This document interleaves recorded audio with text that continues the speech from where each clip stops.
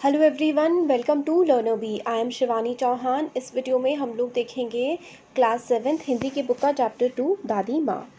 तो देखिए स्टार्ट करते हैं। कमज़ोरी ही है अपनी, पर सच तो यह है कि ज़रा सी कठिनाई पड़ते बीसों गर्मी, बरसात और वसंत देखने के बाद भी मेरा मन सदा नहीं तो प्रायः अनमना सा हो जाता है।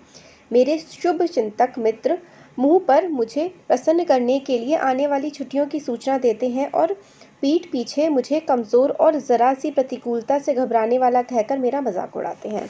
तो देखिए क्या कहते हैं राइटर्स में, स्टार्टिंग में कहते हैं कि कमज़ोरी ही है अपनी। ये तो बिल्कुल सही बात है कि जैसे कि कठिनाई आती है सामने तो कमज़ोर पड़ जाते हैं। फिर वही दोस्त जो सामने मेरे को दिलासा देते हैं, पीठ पीछे मुझे बोलते हैं कि ये तो ऐसा इंसान है कि एकदम से ही हार मान जाता है। मैं सोचता हूँ, अच्छा अब कभी उन बातों को नहीं सोचूंगा। ठीक है, जाने दो, सोचने से होता ही क्या है। पर बरबस मेरी आंखों के सामने शरद की शीत किरणों के समान स्वच्छ शीतल किसी की धुंधली छाया नाच उठती है। फिर कहते हैं राइटर कि सोचने से क्या होता है, मैं ऐसा सोचता हूँ कि नहीं सोचूंगा, पर फिर से ऐसा होता है कि शरद की शीत लहरें, मतलब जैसे कि ठंडी की जो एकदम से सर्दियों की तेज़ हवाएं चलती हैं, उसी की तरह मेरे सामने एक तस्वीर खिंच जाती है। मुझे लगता है जैसे क्वार के दिन आ गए हों। एक महीना होता है क्वार। मेरे गांव के चारों ओर पानी की ही पानी लहरा रहा हो। तो ऐसा लगता है कि क्वार का महीना आ गया है और हर तरफ क्या है कि पानी ही पानी लहरा रहा है। दूर के सिवान से बहकर आए हुए मोथा और साई की अधगली घासें, घेऊर और बन प्याज की जड़ें तथा नाना प्रकार की बरसती घासों के बीज सूरज की गर्मी में खौलते हुए पानी से सड़कर एक विचित्र गंध छोड़ रहे हैं। तो फिर ये काफ़ी सारी चीज़ें बताते हैं कि जैसे कि वो नहीं होता बरसात के मौसम में जब बारिश पड़ती है, जब बारिश पड़ करके रुक जाती है तो क्या होता है, उसके बाद ऐसा लगता है जैसे कि कुछ स्मेल सी आ रही हो। जब जैसे पानी भर जाता है घास में तो है ना, इसी टाइप की स्मेल सी नहीं। तो फिर इसमें यही आगे बताते हैं कि देखिए क्वार का जो महीना है वो अश्विन का महीना जिसकी बारिश के बाद है ना। और सिवान जो होता है, सिवान जो यहाँ पर ये शब्द इस्तेमाल किया गया है, दूर के सिवान से बहकर, सिवान का मतलब होता है बहाव, और होकर बन प्याज मोथा, तो इसमें है ना बहकर आए हुए मोथा और साई की अधगली घासें। तो यही है कि खेतों में उगने वाली जो घास होती है ना, ये होता है इसका मतलब। और बन प्याज की जड़ें, खेतों में अलग अलग तरह की जो घासें उड़ती हैं, बरसाती घास, उनके बारे में बात की गई है कि जब बारिश का पानी ठहर जाता है तो किस तरीके से उसमें स्मेल आती है, उसके बारे में ये बोल रहे हैं राइटर। रास्तों में कीचड़ सूख गया और गांव के लड़के किनारे पर झाग भरे जलाशयों में धमाके से कूद रहे हैं।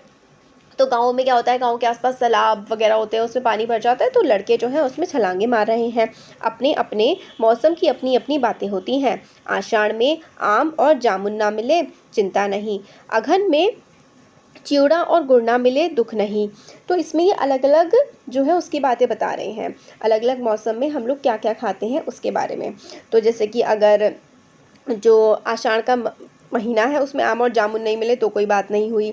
और अघन का जो महीना होता है उसमें ये ना हिंदी महीने हैं तो उसके बारे में बात करी जा रही है, तो वो ना मिले तो भी कोई बात नहीं। और दुख, फिर चैन के दिनों में लाई के साथ गुड़ की पट्टी ना मिले अफसोस नहीं, पर क्वार के दिनों में इस गंधपूर्ण झाग भरे जल में कूदना ना हो तो बहुत बुरा मालूम होता है। तो अलग अलग महीनों के बारे में कह रहे हैं कि गर्मियों के बाद जो मौसम आता है उसमें मतलब आम ना मिले तो भी कोई बात नहीं, चिवड़ा ना मिले, दूध ना मिले, गुड़ ना मिले, अलग अलग चीज़ों के बारे में कहते हुए कह रहे हैं कि ये सब ना मिले तो कोई बात नहीं, मगर ये जो जलाशय के पानी में कूदना ना मिले ना तो बहुत ही बेकार सा हमें लगता है। मैं भीतर हुड़क रहा था, मतलब गुस्सा आ रहा था मुझे अंदर ही अंदर। 2-1 दिन ही तो कूद सकता था, नहा धोकर बीमार हो गया। हल्की बीमारी ना जाने क्यों मुझे अच्छी लगती है, थोड़ा थोड़ा ज्वर हो, सर में साधारण दर्द और खाने के लिए दिन भर नींबू और साबू। तो ये कहते हैं कि अगर मैं उसमें कूद करके थोड़ा सा बीमार हो भी गया तो क्या हो गया, थोड़ी थोड़ी हल्की फुल्की बीमारी तो मुझे वैसे भी अच्छी लगती है कि हल्का हल्का सा दर्द हो, हल्का हल्का सा जुकाम हो और दिन भर खाने में नींबू और साबू मिलता रहे। लेकिन इस बार ऐसी चीज़ नहीं थी। ज्वर तो चढ़ा तो चढ़ता ही गया, रजाई पर रजाई, और उतरा रात 12 बजे के बाद। तो ज्वर, जो ठंड लगती है ना, वो तो चढ़ती गई और मतलब बहुत ही भयंकर तरीके से चढ़ी और रात के 12 बजे के बाद जाकर के उतरी। दिन में मैं चादर लपेटे सोया था। दादी माँ आई, शायद नहा कर आई थी, उसी झाग वाले जल में। पतले दुबले स्नेह सने शरीर पर सफ़ेद किनारीहीन धोती, तो सफ़ेद रंग की धोती पहनी हुई थी इनकी दादी माँ ने। सन से सफ़ेद बालों के सिरों पर सघ, टपके हुए जल की शीतलता। तो ये कहते हैं कि इनके जो दादी माँ के बाल थे, सघ मतलब होता है जैसे कि अभी अभी जो बाल इनके धुले हुए हैं और उसमें शीतलता, जैसे कि ठंडे ठंडे से इनको फील हो रहे थे। आते ही उन्होंने सर पेट छुए, आंचल की डांट खोल किसी अदृश्य शक्तिधारी के चबूतरे की मिट्टी मुंह में डाली, माथे पर लगाई। फिर जैसे इनकी दादी माँ इनके पास आई और फिर इनका माथा और पेट छुआ और फिर कोई मिट्टी सीन पर लगाने लगी। दिन रात चारपाई के पास बैठी रहती, कभी पंखा झलती, कभी चलते हुए हाथ पैर कपड़े से सहलाती, सिर पर दालचीनी का लेप करती और 20 बार छू छू कर ज्वर का अनुमान करती। तो इनकी दादी बड़ा ध्यान रखती थी इनका, इनके पास बैठती थी और इनको पंखा करती थी, इनके सर पर वो है दालचीनी लगाती थी ताकि ठीक हो जाए। बार बार देखती थी कि कितना ज्वर उतरा है, बुखार ठंड कितनी उतरी है। हांडी में पानी आया कि नहीं, उसे पीतल की छाल में छौंका कि नहीं, खिचड़ी में मूंग की दाल एकदम मिल तो गई है, कोई बीमार के घर में सीधे बाहर से आकर तो नहीं चला गया, आदि लाख प्रश्न पूछ पूछ कर घर वालों को परेशान कर देती। तो बहुत सारे प्रश्न पूछती थी कि खिचड़ी की मतलब खाने से रिलेटेड मूंग की दाल पक गई है, कोई आया तो नहीं, कोई गया तो नहीं, इस तरीके की बातें वो घर वालों से पूछती रहती थी। दादी माँ को गवई गांव की 50 किस्म की दवाओं के नाम याद थे। गांव में कोई बीमार होता उनके पास पहुंचती और वहाँ भी वही काम, हाथ छूना, माथा छूना, पेट छूना, फिर भूत से लेकर मलेरिया, सरसाम, निमोनिया तक का अनुमान विश्वास के साथ सुनाती। महामारी के विषूचिका के दिनों में रोज़ सवेरे उठकर स्नान के बाद लवंग और गुड़ मिश्रित जलधार, गुग्गल और धूप। तो ये मतलब ये कहते हैं इनकी जो दादी थी ना, उनको बहुत सारी बीमारियों के जो नुस्खे हैं, मतलब बीमारियों को ठीक करने की दवाएं उनको बहुत सारी याद थी। तो जहाँ पर भी कोई बीमार पड़ता तो वहाँ पर ही जाया करती थी और उनकी देखभाल किया करती थी। और वही कि क्या क्या होता है कि गुड़ मिश्रित जो मतलब एक तरह से खाने की चीज़ें हैं जो जिस बीमारी ठीक कर सकते हैं, उनके बारे में इनको काफ़ी जानकारी रहती थी। सफाई कोई उनसे सीख लो, दवा में देर होती, मिश्री या शहद ख़त्म हो जाता, चादर या गिलाफ नहीं बदले जाते तो जैसे पागल हो जाती। बुखार तो मुझे अभी भी आता है, नौकर पानी दे जाता है।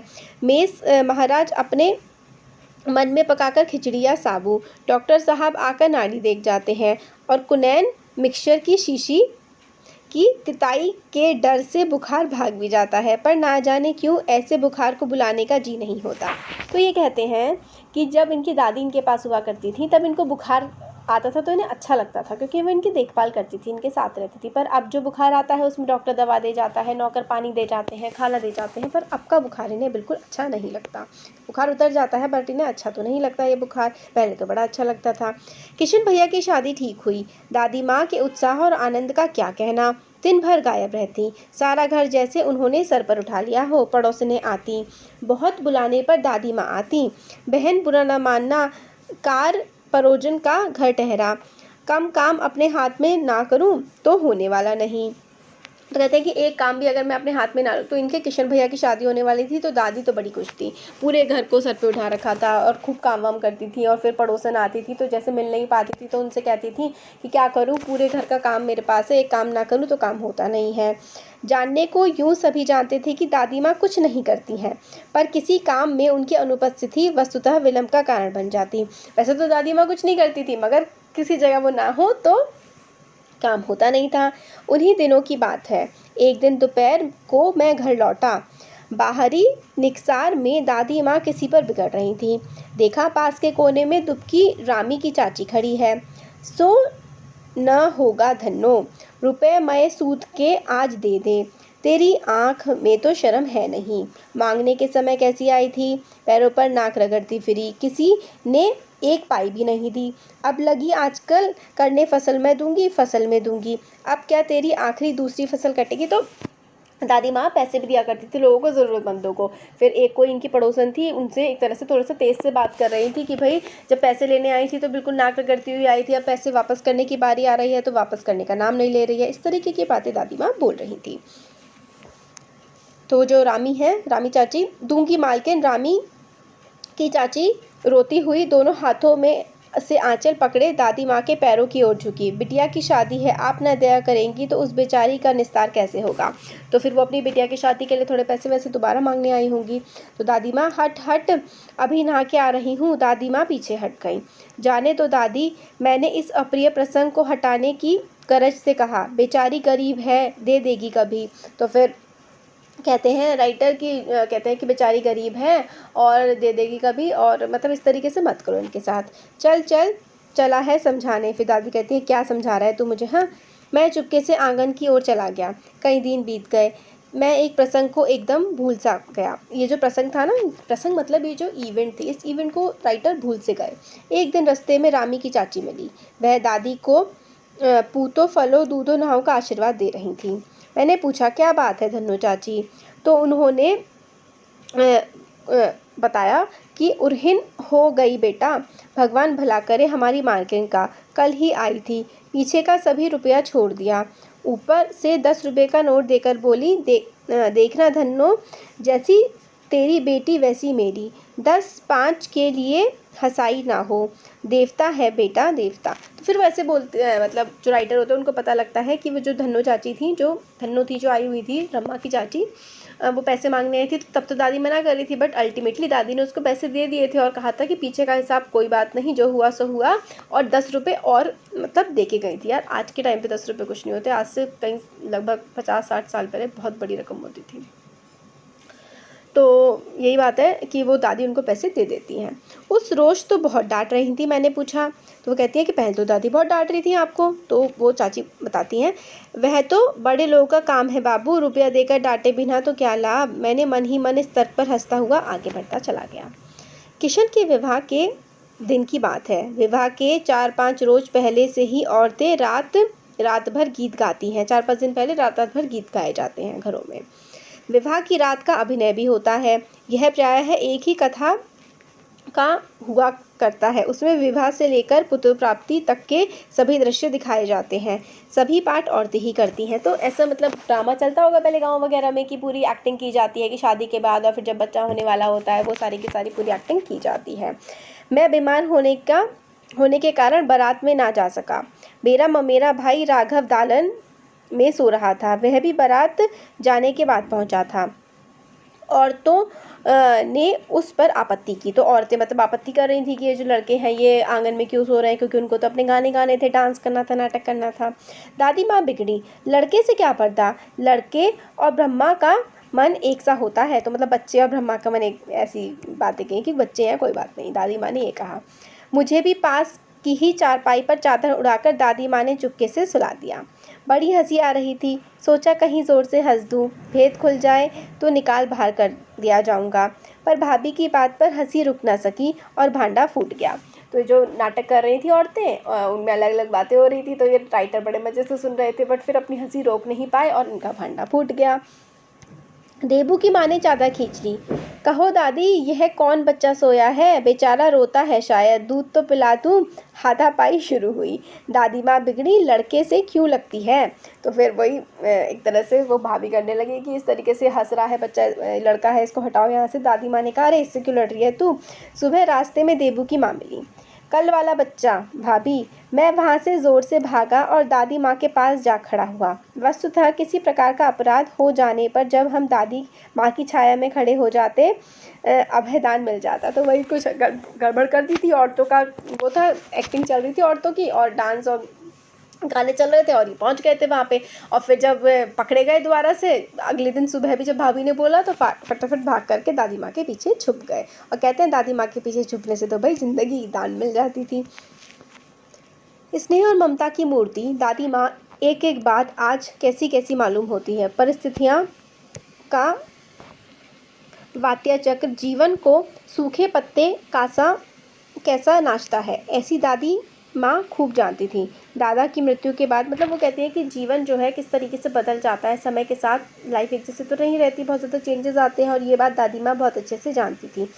दादा की मृत्यु के बाद से ही वे बहुत उदास रहती थी। संसार उन्हें धोखे की टट्टी मालूम होता था, मतलब कि धोखा देने वाला मालूम होता था।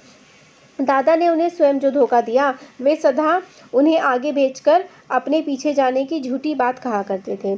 दादा की मृत्यु के बाद कुकुरमुत्ते की तरह बढ़ने वाले मुंह में राम बगल में छुरी दोस्तों की शुभ चिंता ने स्थिति और भी डामाडोल कर दी। तो मतलब ये है कि जब दादाजी की डेथ हुई उसके बाद जो बगल वही है ना, अच्छे दोस्त जो मुंह सामने अच्छे बनते हैं और पीछे बहुत बुरे बनते हैं, उनकी वजह से और स्थिति खराब हो गई थी। दादा के श्राद्ध में दादी माँ के मना करने पर भी पिताजी ने जो अतुल्य संपत्ति व्यय की, वह घर की तो थी नहीं।